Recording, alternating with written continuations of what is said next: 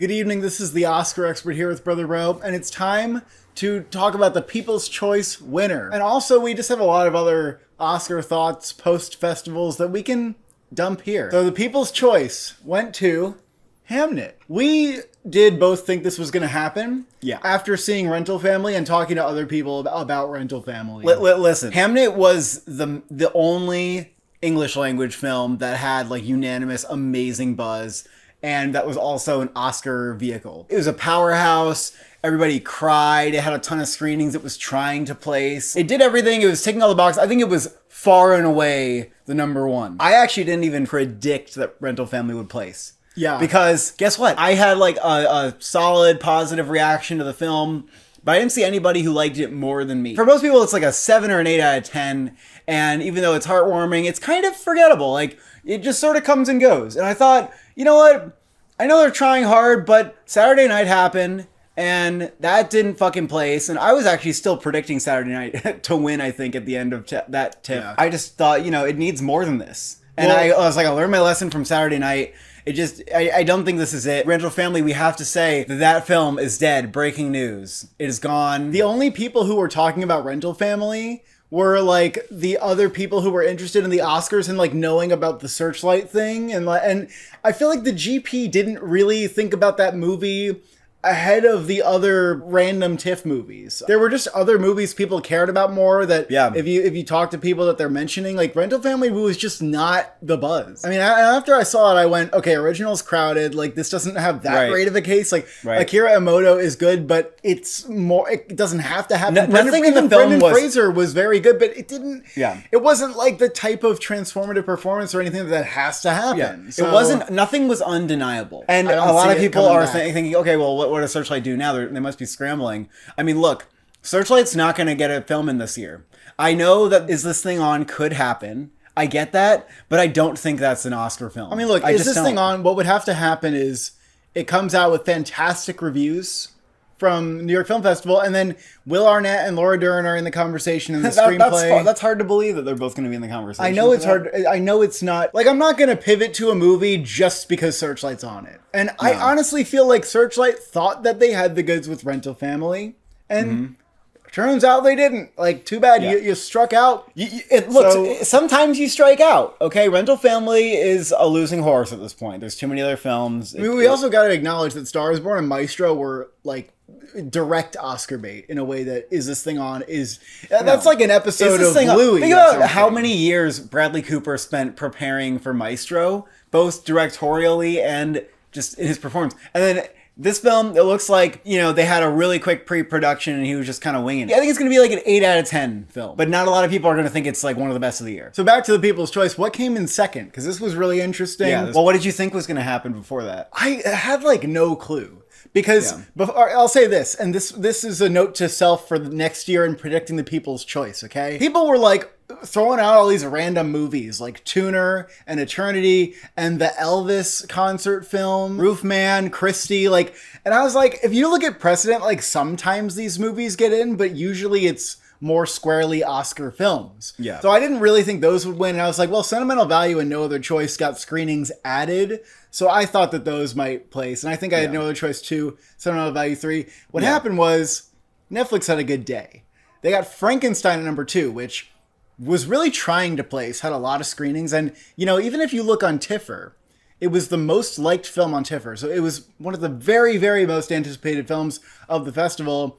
And I think that does factor in. I mean, think about the top 3. They were all like really highly anticipated, and No Other Choice was the most liked international film on TIFF as well. People came to see the Frankenstein movie directed by Guillermo del Toro. They saw it. Guillermo del Toro came out, and they were happy about it. But it's a huge accolade that I actually didn't see coming. Maybe I need to take this into account next year. Like, look, if you're just a popular film, if you kind of have like Oscar chatter around you, then, I didn't really believe in Frankenstein as an Oscar film in the Best Picture sense, but certainly within the craft categories. But we might have to rethink that now. The buzz I was picking up did not justify that winning because you have people like you who think it's a very good film. Not a lot of people giving it like 4.5 and 5 out of 5. There were some of those. But you have to acknowledge, though, you talked to pretty much all I talked to some non-press, though, about it, and people who were like, well, I didn't like it as much as Pinocchio, but I thought it was good, or maybe it was definitely a little long. Like, most people agree it was long. It didn't seem like a home run. And I was just surprised that the audience seemed to meet it as though it was. And here we are. I mean, Frankenstein getting number 2 is huge. That's huge for Netflix, who was kind of, seems like they're scrambling to find what films are potentially frontrunners or have the best shot at getting Best Picture. And their takeaway from Venice was that Jay Kelly and House of Dynamite are both good bets. Really, Telluride, Jay Kelly did pretty well. Like, it did well on that score chart. It had pretty good buzz. House of Dynamite got excellent critic reviews. And yeah, I've actually come around to thinking that's probably in because although there are some stray reactions from people that I do trust that it was really underwhelming, like, I can't deny that the reviews are across the board good. And I feel that the typical Academy voter will probably eat it up and say, this is really scary. This is what could happen to our country. And also just that it's a well-made film. It's an urgent movie. It's a relevant movie, and it's Bigelow. I would say Frankenstein, people like me thought that it was mostly in the same league as Nightmare Alley, Shape of Water. It was gorgeously crafted. Yeah. And then you have you, who just felt like there was just something about it that wasn't quite there or missing. I thought it was kind of a slog. Like, it was just fucking long, and it was plotting. I was into it, all right? And I guess the TIFF audience was. And it has a 3.7 on Letterboxd, and it has very good critic reviews. They're not amazing, but they are better than Nightmare Alley. Now, Nightmare Alley was Searchlight's #1 film that year, and it snuck into number 10. Frankenstein doesn't have to be Netflix's #1. And maybe we have stronger films this year. But it actually could be very strong. And one of the compelling things about it is that the production design and the makeup, I think, is the front runner right now. And costumes is a possible win as well. So that's 3 techs that are contending to win. Yeah. And usually you don't win multiple techs without being in Best Picture. And people will say, well, the reason Frankenstein won is because Toronto loves Del Toro. They love when he comes to town.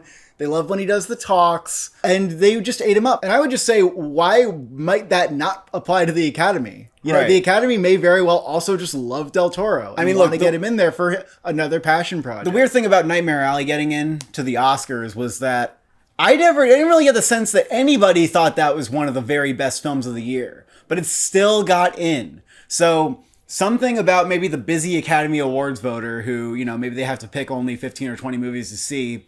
Maybe Guillermo del Toro that gets it to the top of their list, and maybe that has an okay shot after all. And I was really dismissive of Frankenstein before this, so I'm really coming around to it. I think Netflix's top 3 is, in some order, Jay Kelly, House of Dynamite, Frankenstein, and it doesn't really matter what they think is their top 3 right now. I think they're just going to have to put these films out there and let the public and the critics and whatever other awards groups decide what is actually at the top. We've seen Netflix be wrong about what their top film is and what their priority should be. And the public did speak for Frankenstein just now. That was a pretty big one. Yeah, I mean, they didn't have Jay Kelly and House of Dynamite there. I mean, I got to see those movies at New York Film Festival and see how they do there. Weirdly, a lot of people who do still have Jay Kelly in have Adam Sandler and not George Clooney. I could even see Jay Kelly getting SAG Ensemble, Best Actor, Best Supporting Actor, and kind of House of Gucciing it, and then maybe still not even getting into Best Picture because it's such an actor's movie. I don't know what could happen with that, but I think the problem with Jay Kelly is it probably will not have critics' support at all. And so you might not see it do very well at the Golden Globes. You might not see it do well at the Critics' Choice, anywhere until SAG. The Critics' Choice might go for it anyway, though. But they are going to do Frankenstein because they love Del Toro. They also would do House of Dynamite. House of Dynamite has great reviews too. Yeah. And I mean, I think those films are all kind of competing for each other because I don't see them as being top 5. Critics' Choice is actually a really good indicator. That and AFI actually are going to be really good indicators for all 3 of those films because they're all AFI and Critics' Choice bait. Yeah. I mean, obviously PGA too. But the Golden Globes though, Jay Kelly being in comedy, if it missed picture, it'd be absolutely over, but it's not that hard for it to get picture and actor and supporting actor and maybe score there. Yeah. That wouldn't be too bad. If it missed screenplay, I think that'd be a bad sign. Yeah, so Netflix kind of interesting. Right now, I have House of Dynamite, Frankenstein, and then not Jay Kelly. I don't know. That's what I have right now. I'm kind of maybe Frankenstein's number 10. I think House of Dynamite is kind of solidly in there for me at this point. Let me just say something about House of Dynamite. So the reason I didn't immediately put it into my predictions, and I could be wrong, right? I'm just making guesses here, was because on Letterboxd, you see kind of a different story than you do on Rotten Tomatoes and Metacritic. So if you look at Rotten Tomatoes, Metacritic, you read all the blurbs, you're like, that's obviously getting nominated. Holy shit. If you go to Letterboxd, you see a lot of people like, a lot of reactions across the board on Letterboxd. Like, some people think House of Dynamite is a little clunky or feels a little like TV. Other people just think it's exceptionally well crafted. Yeah, but Letterboxd is like, and then, this is propaganda. They're like young people who don't want to see a movie about America being like not the bad guy in a situation we're at war. That's some people on Letterboxd. But then other people are like, well, the storytelling device, which is basically like we relive like the same 20 minutes up until, a few times throughout the film, are like, well, it didn't add anything. By the end, it felt like all the segments were kind of the same and I wasn't getting enough. So that's why I was like, hold up here. Venice has hyped up things in the past that, eventually their scores will go down, like on Metacritic. I wouldn't be surprised if this thing went down to like an 82 on Metacritic, for example. 18 reviews in, though. I know, but we do have a lot of reviews, though. So look, I did put House of Dynamite in, okay? But I'm also reckoning with the fact that Jay Kelly, and for people who are like, that's fucking dead, well, a lot of pundits seem to still think Jay Kelly can get in, who went to Telluride, because that had a pretty good showing from what I'm hearing at Telluride. It had a warm reception. And it also is something that relates to the industry. It's trying to speak to those people specifically. So that's where the argument of, oh, Jay Kelly's not dead comes from. But look, the Letterboxd is so bad on that. Like, it's peaking with 3 out of 5. That is really bad. Like, I cannot... It doesn't even have a lot of 4.5s or 5s right now. Like, it just doesn't have a lot but of everywhere. those. But if you look at the Metacritic score is okay. Right, but it's like the best. Is actually but it's like the best you're getting is like 4 out of 5. Yeah. No, I agree that you're trying to get into Best Picture. I think it's a little bit of a stretch right now. And again, screenplay. Where are you fitting that in? You have House of Dynamite. Like, where are you fitting that in? Look, the point is, I just think House of Dynamite is over Jay Kelly. Yeah, it's probably over Frankenstein as well. And then Frankenstein I have number 2. And I can see both of them getting in. That's kind of where I'm at right now. It changes every day, folks. What the Netflix film I think is getting nominated changes every day. So Wake Up Dead Man, that was number 3. We can easily just say, hey, that's Glass Onion all over again, can't we, folks? I've seen some people asking the question about Wake Up Dead Man. The answer is that no, it is not. There's nothing about it that's like, oh, this one's going to get in.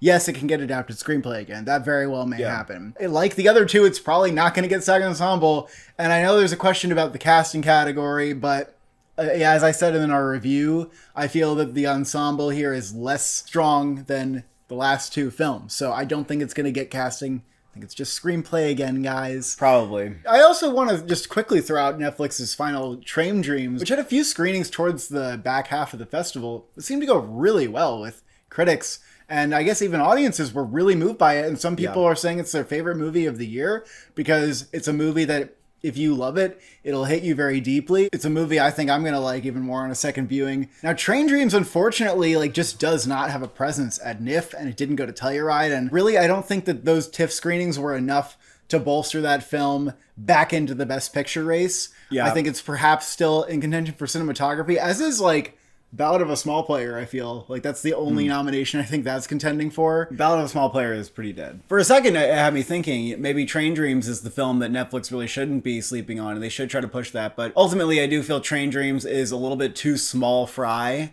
for a year like this. Like maybe in the pandemic year, it could have seen Oscar success, but I just have trouble seeing it squeezing into a lot of categories. Cinematography and production design are not off the table for Train Dreams, but I don't really believe in Best Actor for Joel Edgerton. That performance is very muted, very quiet. It would really have to be a strong Best Picture contender for that to take off. Train Dreams is kind of back into my top 20 though, I'll say that. I am kind of watching out for it as, what if critics just decide this is one of the year's best films and is mandatory to nominate?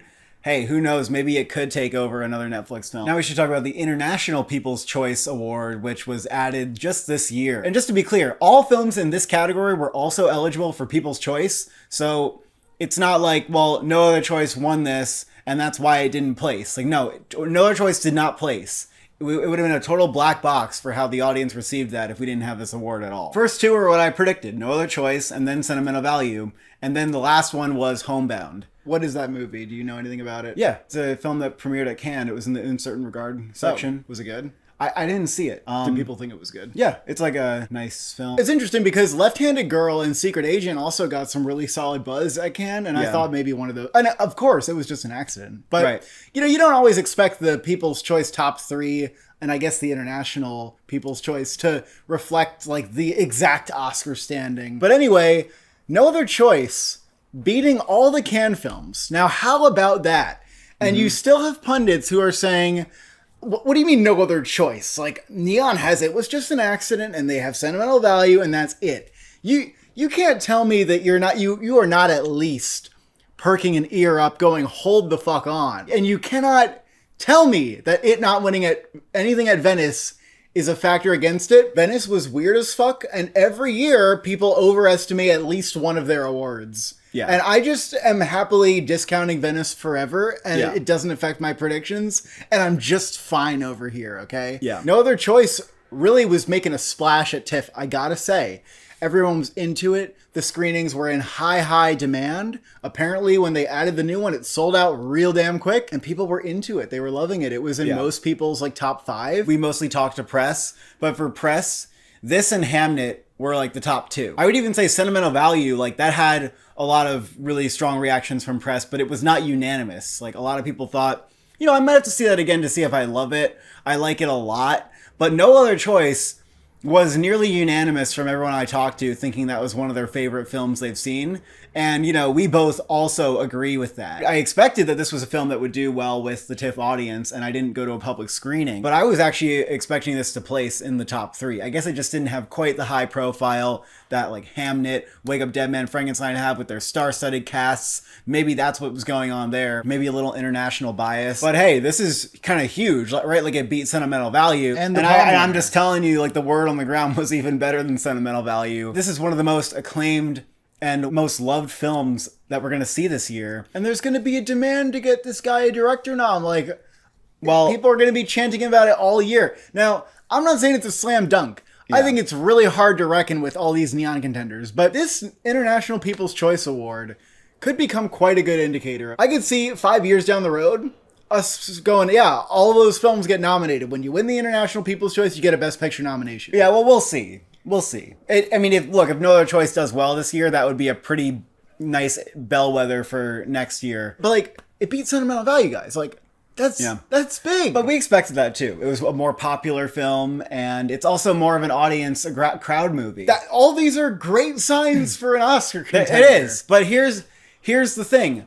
I fear that it is like a little too late to the party where like if it got acquired at Cannes and it was like, we're going to go all in on No Other Choice and the studio was just like, yes, we're going to do that, then it might have been an easier path for the rest of the year. Like, buddy, the fact that Panahi's film did so well at Cannes and then they're like, all right, Jafar Panahi, like you are coming everywhere. We're bringing you to Telluride. You're going to shake everybody's hand. Everyone in Hollywood's going to know your name. Like starting that early helped a lot. No Other Choice is the last film in like the neon films that are supposed to be like promised to get that Best Picture nomination, right? We know they're going all out for Sentimental Value and Accident. And also in their release schedule, this is the last one that's going to get released, and it's going to get released before the audiences really have a chance to see it. It's going to go limited at the very end of December. Voting's going to be going on while everybody has the chance to see it. But I'm thinking it's the kind of film that, like The Substance, may really benefit from that audience buzz, and it might need kind of a grassroots push. We need to put this in the conversation, and it needs to be here, and like everybody needs to be like flooding the Twitter timeline, that sort of thing.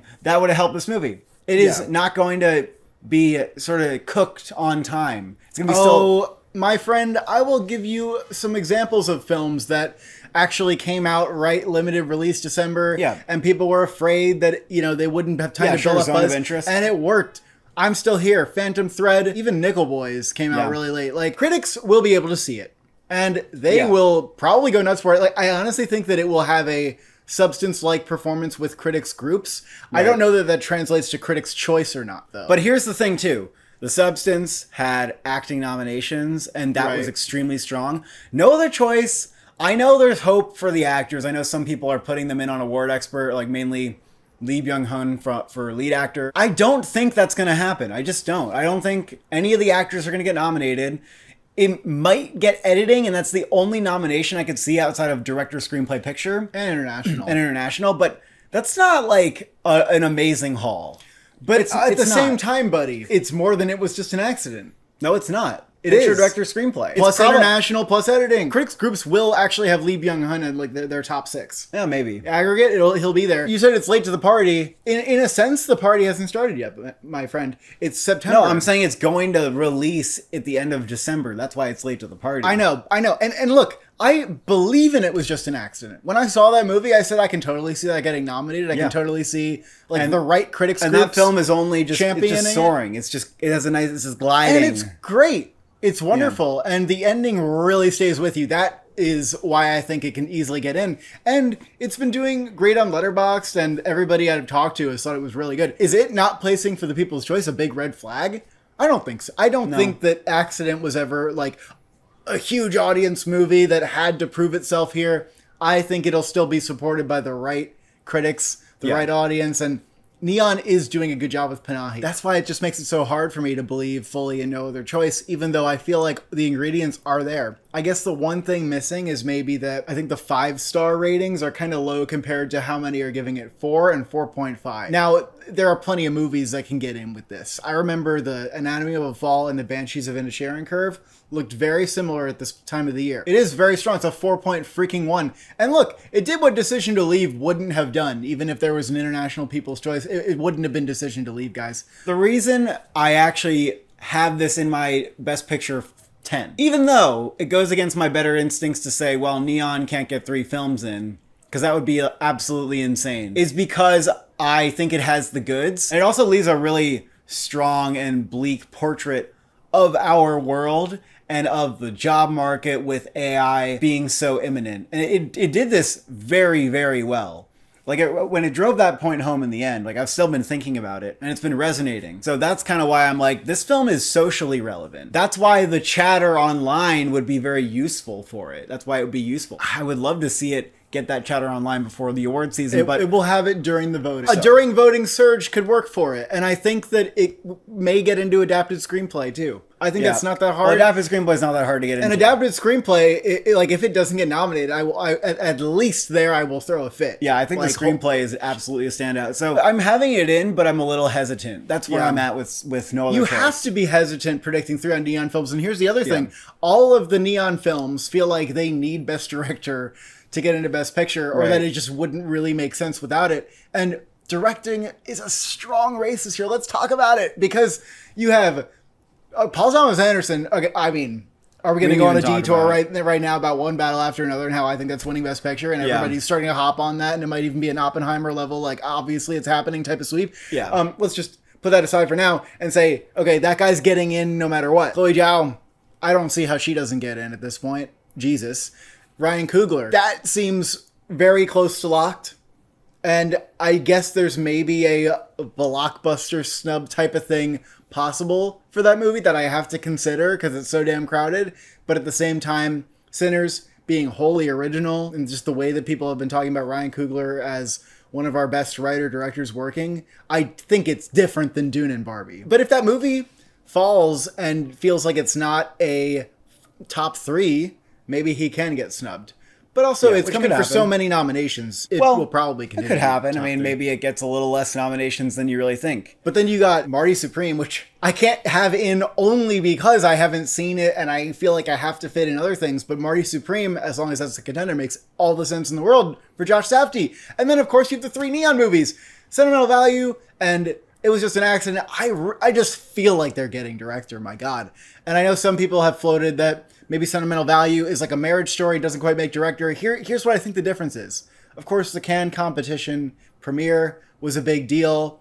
I do agree that Sentimental Value may be more of like a 5 or 6 rather than a top 3, like we initially thought. Yeah. But at the same time, it is in there for 3 or 4 acting categories. Let's just say 2 to 4. In case something fucking weird happens. That's really good for an international film. And for an international film to not get in director with like 2 acting nominations, I mean, when the hell would that ever happen? Like, it just wouldn't. That's the only one of the 3 Neon movies that's going for a SAG nomination that is locked for Critics' Choice. I just don't see how it would miss, even though I kind of understand being skeptical of everybody with this directing race. Then you even have Bigelow and Del Toro and just Del Toro would not make it for Frankenstein. I'm just throwing in people there. Maybe DG. Catherine Bigelow, sure. She could potentially make it. But yeah, I can't have Park Chan-wook in here right now because I just have a 5 that I feel really confident about, and I'm not sure about No Other Choice as a contender overall. Even though the directing is like the most nuts thing this year, and he's operating on another level. Oh, that's not like the most nuts thing. In some ways, it's the most nuts thing. I'm excited to see how No Other Choice actually fares. I know it has the goods. I know it has the goods to get in there, but I just don't know. I feel like critics groups are going to try to do their job with this one, you know? They're going to be like, oh, I need to like help this movie out. I know that it needs my help. But are the critics groups going to have the capacity to honor all 3 Neon International films equally? Are we going to see one of them drop? Are we going to just see them have here's selective the thing. attention for... At Critics' Choice specifically, I feel like you might have to agree with me that It Was Just an Accident is the least likely to get in there. Yeah, I agree. And so why wouldn't you put that above Accident? I don't know. I'm just challenging you. I don't necessarily think it is. I just think there's a lot of challenging questions around this topic. I mean, I almost feel like I don't want to care about what the studios have and do this kind of game because, yeah, it does usually pan out that a studio getting 2 films in is kind of rare, or it just happens like once a year. Maybe 2 studios get 2 films. I looked every year since we expanded the to 10. There hasn't been one year where 3 studios got 2 films. And many are predicting that this year, and I understand why, and I'm actually currently doing that, but I don't know what to do about it. Netflix having 2 is possible, Neon having 2 is likely, Warner Brothers having 2 is on lock. But if you disregard the whole, like, this studio has this or that, like, if I were just being agnostic about that, I would have all 3 of the Neons in. At this point last year, I was not predicting Wicked, or I'm Still Here. They weren't even really in my list, so... You weren't predicting The Substance either.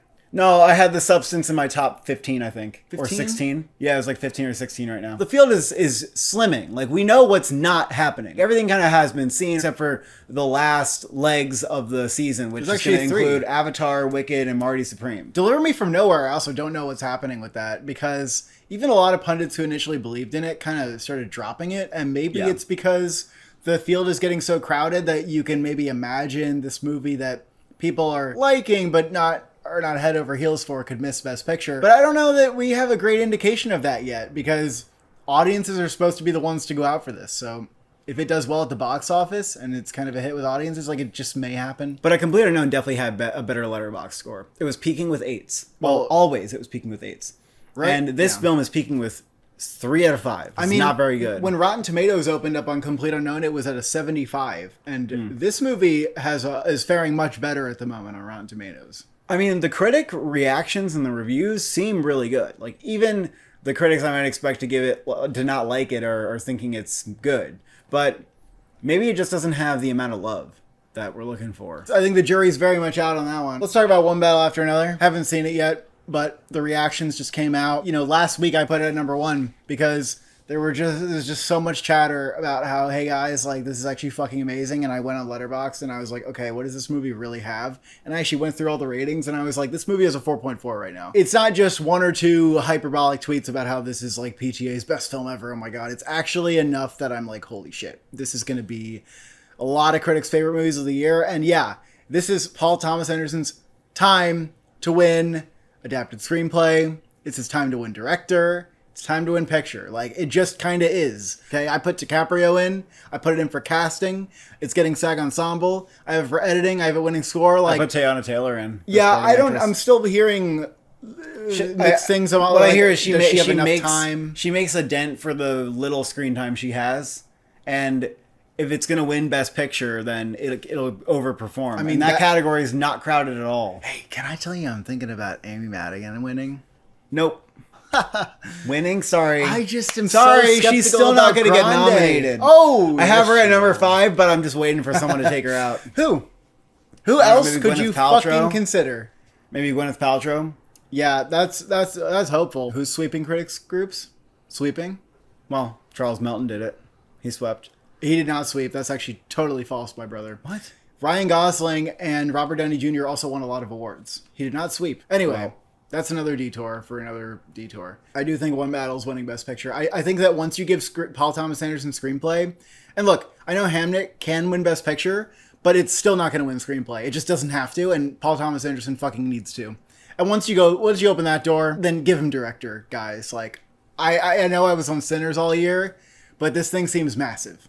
It seems massive in every possible way. Yeah, I mean, the way people are describing it, it's an event film, and no one's gonna miss it. And if the word gets out that this is Paul Thomas Anderson's time to win his Oscars, then it's gonna be like an Oppenheimer year. And it's like his The Departed. The awards race might have gotten a lot more simple. We don't want to get too much ahead of ourselves because how many times has it happened when early on in the year we declare a front runner and then it just doesn't, something else comes out and takes it over. Yeah, but this is so powerful, and people are saying it feels really relevant to our times. Especially in a time when like ICE is present in the city of Los Angeles, it has such a narrative that is beyond even giving Paul Thomas Anderson a directing and screenplay Oscar. And it can get a SAG Ensemble nomination or contend for the win. Like those kind of things are like, wow. Yeah, I think it's going to get a SAG Ensemble nomination. It's an across-the-board contender. I mean, I'm absolutely eating my words about, well, I think it's going to be a bottom 5 and struggle to get in. Like, I think in retrospect, I was just looking at the trailer and going, I don't know, like I'm just kind of confused about this. It doesn't look like one of Paul Thomas Anderson's best films. It almost gives me more Inherent Vice vibes than anything. And just doing a bunch of test screenings, I was just wondering, like, are they nervous? Or do they know it's not going to make money? Like, what is going on? That's the funny thing about predicting Oscars early, is you're just fucking wrong sometimes. This year we were wrong a lot. We were right in March, weren't we? About what? This being I had it at number one in March. Yeah. And then when we took it down, people were like, yeah, you guys were way too hyped up on that. This kind of stuff doesn't happen. Like, it just, the early game is getting difficult because whenever I try difficult, it's just not a possible thing. The more I try to read into things, the less it matters. It's almost as though the early game is just about playing it safe. I was kind of thinking this because if all you do is play it safe early and you're just going for the big name directors, you would have had Hamnet in, you would have had one battle, and maybe the only thing you would have gotten wrong is Begonia. You would have had Yorgos in, and then you'd have to take that out, but that would still be like the vast majority of them were correct. No. Even if you just went with Guillermo or Bigelow. I guess what's coming up, we got a couple more reviews to do at TIFF, and then we got NIF later, which we're going to we got a lot to see at NIF actually. And then I guess we'll update the predictions, but you can kind of guess where we're at based on everything we've said, I guess. Thank you for watching. Thank you for subscribing. Did the People's Choice Awards change your predictions?